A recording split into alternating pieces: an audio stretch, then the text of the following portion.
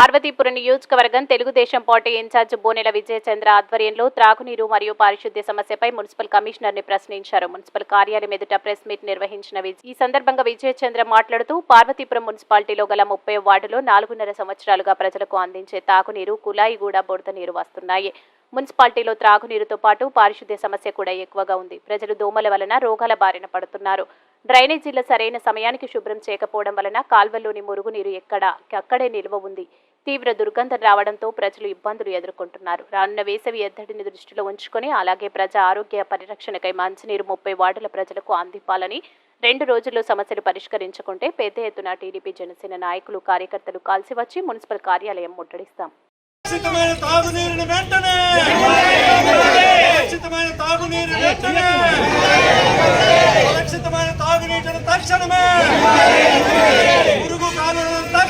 మంచినీటి పరిస్థితి చూస్తే అసలు ఇది తాగడానికైనా పనికొస్తుందా అని అడుగుతున్నా.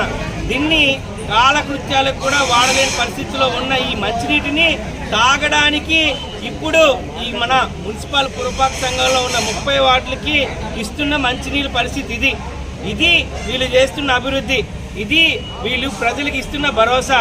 అంతేకాకుండా శానిటేషన్ విషయంకి వస్తే కాలువల్లో ఎక్కడ కూడా పుడుకులు తీయలేదు. విపరీతమైన దోమలతో హాస్పిటల్ నిండిపోతుంది. ఏరియా హాస్పిటల్ చూడండి, ప్రైవేట్ హాస్పిటల్ చూడండి, ప్రతి ఒక్కరికి మలేరియా, ఇప్పుడు డెంగ్యూ అనేది చాలా సీరియస్ ఇష్యూ.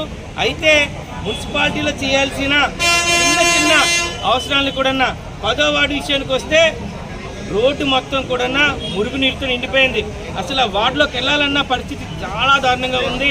ప్రజలు ఎంత ఇబ్బంది పడుతున్నారంటే మూసుకొని బతకాల్సి వస్తుంది. ఇక్కడున్న కమిషనర్ కానీ, ఇక్కడున్న లోకల్ ఎమ్మెల్యే అల్లజింగి జోగరావు కానీ వెళ్ళి చూసిన పాపానికి పోలేదు. అది వీళ్ళ పరిస్థితి. ప్రశ్నిస్తే మేము చేయగలుగుతాం అంటున్నాం, ప్రశ్నిస్తే మేము చేస్తాం అంటున్నారు.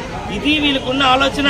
ఎలాగో వీళ్ళకి తెలిసింది ఏంటంటే రాబోతున్న 2 నెలల్లో దిగిపోతున్నాం కదా అనే ఉద్దేశంతో ఇంతవరకు దాచుకున్నది కాపాడుకోవడానికే తప్ప ప్రజల పక్షాన, ప్రజల సమస్యలపై ఒక్క విషయాన్ని కూడా మాట్లాడట్లేదు.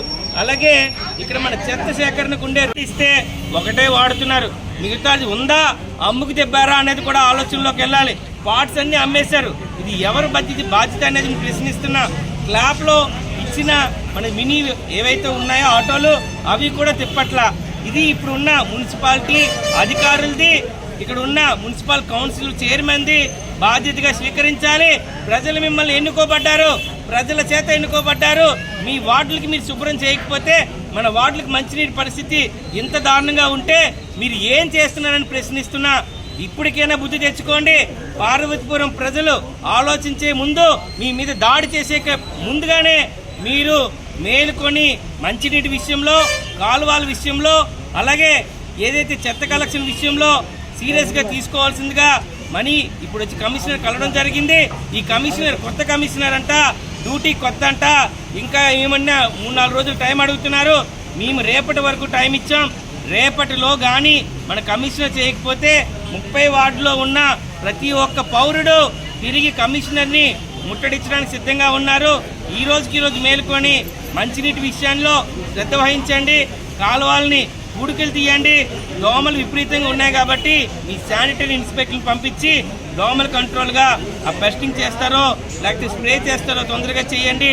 ఎంత దౌర్భాగ్యం అంటే వీళ్ళు చేయాల్సిన పనులు కూడా తెలుగుదేశం కార్యకర్తలు వచ్చి చెప్పాల్సిన పరిస్థితికి వచ్చింది. వాళ్ళ డ్యూటీలు వాళ్ళు మర్చిపోయి నిర్లక్ష్య వైఖరి వలన పార్వతీపురం ప్రజలు, పట్టణ ప్రజలందరూ ఆరోగ్యాన్ని ఒక ప్రమాద గడికల్లో పడేశారు. ఏమైనా కానీ, ఎలాంటి జరిగినా కానీ బాధ్యత వహించాల్సింది మున్సిపల్ కమిషనర్, అలాగే ఇక్కడున్న ఎన్నుకోబడ్డ మున్సిపల్ చైర్మన్ అని. నిధుల్ని దుర్వినియోగం చేసిన మొట్టమొదటి మున్సిపాలిటీ ఏదైనా ఉందంటే అది పార్వతీపురమే. వస్తున్న నిధులకి, లెక్కలకి, ఇది చేస్తున్న పనులకి ఎక్కడా పొంతం లేదు. పొంతం ఎలాగొస్తుందండి? ఏమైనా పలకలు తీస్తే లక్షలు అవుతాయంట. మురికాల్లో పైన పలకలు తీసినందుకు 16 లక్షలు అయ్యాయి.